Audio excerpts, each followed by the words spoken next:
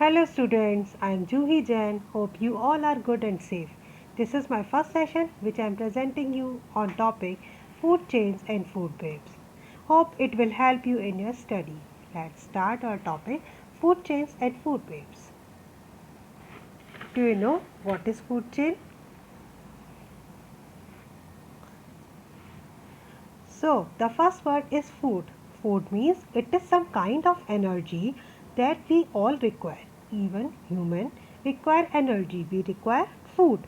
The animal also require food because they need to have energy. Second word is chain. Chain means if the living organism are interconnected with each other, so that become a chain. So in simple language, a food chain is the path by which energy passes from one living thing to another. See this diagram. This diagram shows flow of energy. In this diagram, the sun. The sun gives energy. The energy received by green plants and this green plant eaten by grasshopper. This grasshopper eaten by frog and frog eaten by eagle. So in this diagram, they all are interconnected with each other and make a chain. This chain is called as food chain. So, what is in food chain?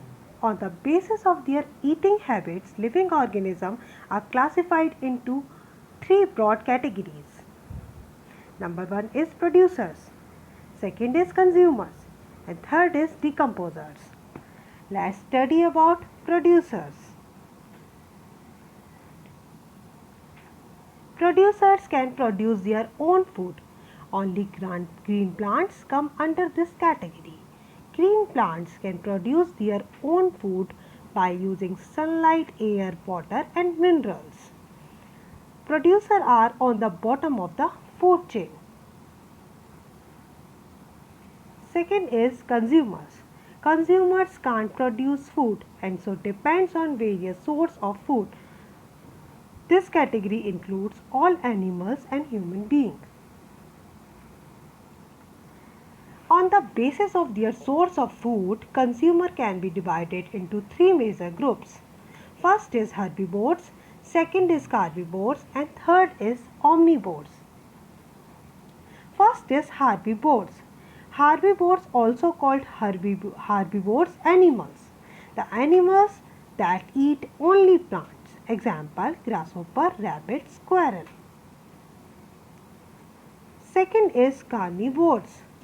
Carnivores are also called carnivores animals. Animals who eat other animals such as tigers, lions. Third is omnivores.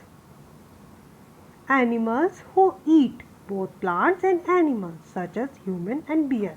Human being also considered in omnivores. Next is decomposers. Decomposers, microorganisms that are able to break down large molecules into smaller parts. Decomposers return the nutrients that are in a living things to the soil. Let's look at a food chain. In this diagram, a food chain is a simplified way to look at the energy that passes from producer to consumer. Move on, types of food chains. Two types of food chain in our syllabus. First is aquatic water related food chain and second is terrestrial land related food chain. Aquatic water related food chain with sea plants and animals and in terrestrial land related food chain with land plants and animals.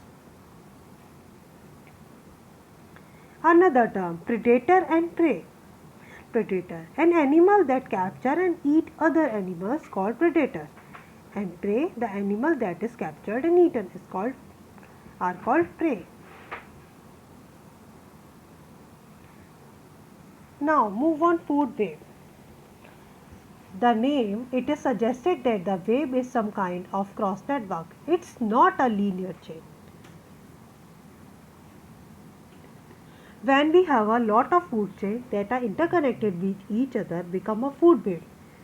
That is not One particular, let's say producer is eaten by consumer and then consumer again eaten by secondary consumer.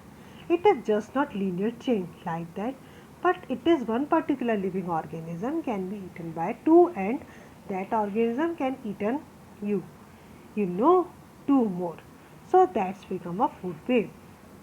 In this diagram,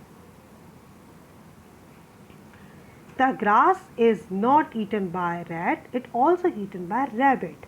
So two food chain are connected. This become a food web. Thank you guys. I hope you understand. Okay, thank you.